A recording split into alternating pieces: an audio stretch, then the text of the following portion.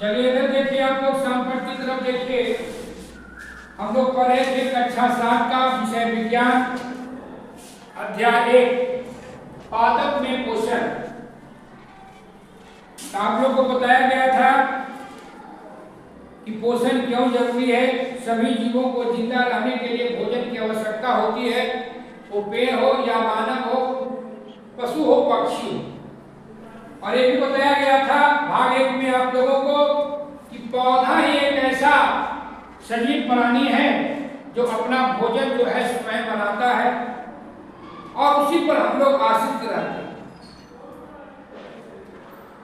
स्वयं पोषित विषम पोषित नियम में पढ़ना है, लेकिन आज भाग 2 में हमें पढ़ना है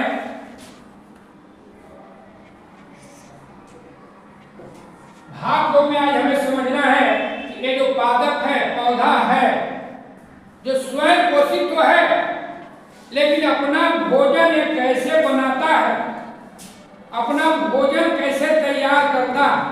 हम लोगों जैसा रसोई घर नहीं है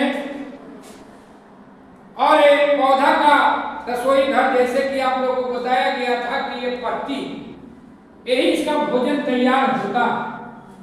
लेकिन अब जानना है कि भोजन जो तैयार होता उसमें पौधा को क्या क्या चीज की जरूरत होता।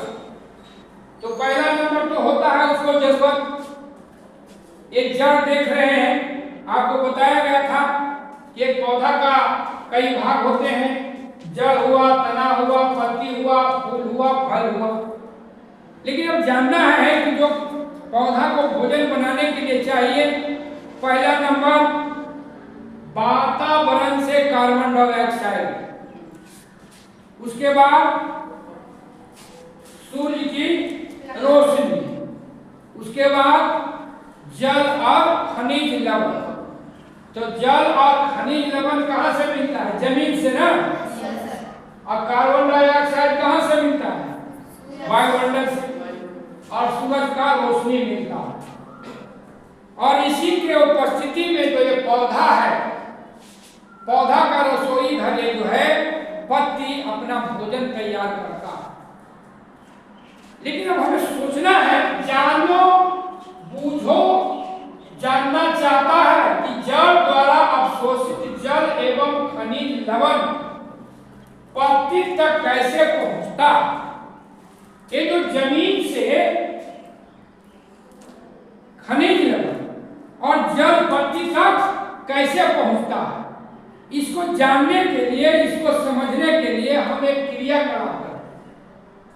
एक बच्चा आइए, रंग लाइए, इसमें रंग हो रही है और इसमें रंग हो रही है, दो तरह का नया कलर, एक ही कलर है, उसमें डालिए। तो पहले देखिए इस पौधा को, जड़ को समझना। ये जड़ है, ये जड़ भी बताए थे आपको पिछले कक्षा में कि जड़ दो प्रकार के, मूसला जड़ और रेशेदार जड़। मूसला जड़ है, एक जो है जड़े मोटा निकलता है, उसी से प्राथमिक द्वितीयक जड़े निकलते हैं। और महीन महीन देखिए इसमें रोआ जैसे आप देख रहे हैं, मेन रोआ जैसा है ना, इसको ही बोलते हैं मूल रोम। और हमें जानना है कि कैसे जो है जड़ द्वारा अवशोषित जल पत्ती तक जाता है, इसी को ना समझना है।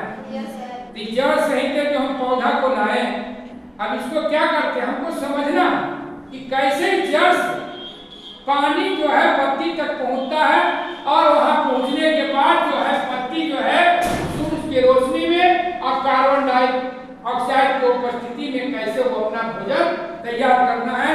तो जब तक कि क्रियाकलाप को हम नहीं करते तब तक नहीं समझते। विज्ञान कहता है करो तब सीखो तब समझो। तो इसको डाल देते हैं। अब इसको डाल देते हैं तो इसको 2 घंटे आप धूपा में रख दीजिए।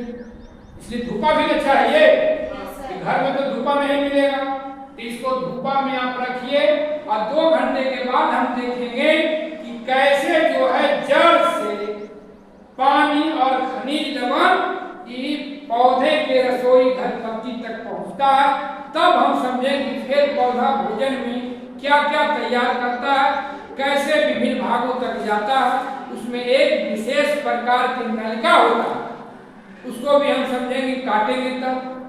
जो नलिका होता है जाइलम और फ्लोएम। फिर पत्ती को भी समझेंगे, इसमें भी रंध्र होता है जो है प्रकाश की रोशनी को खींचता है। और ये क्या है, पौधा के पत्ती हरा दिखाई देता है किसके कारण, क्लोरोफिल के कारण। किसके कारण, क्लोरोफिल। हाँ, क्लोरोफिल के कारण। तो बाकी हम विस्तार से समझेंगे। इसको रखिए, छोटे पौधों को गिलास में रखे थे, वो लेके आएगी और देखते हैं कि जड़ द्वारा अवशोषित जल और खनिज लवण पत्ती तक कैसे पहुंचा। तो आप इसको देखिए, इसको कल जो रखे थे पेड़ को और आज इस रंग में डाले थे, तो हमको जानना था कि जड़ द्वारा कैसे पानी पत्ती तक पहुंचता। तो जड़ द्वारा ही पानी पत्ती तक पहुंचा। Yes sir. रंगीन हो गया पत्ती ना। Yes sir. इससे साबित हुआ कि जड़ के द्वारा नीचे से जमीन से जल और खनिज लवण पत्ती तक पहुंचता है ना।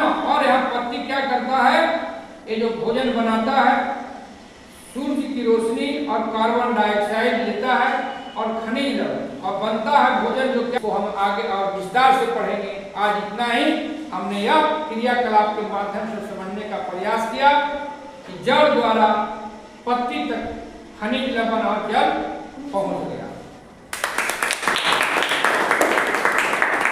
इसमें भी देख लीजिए, है ना।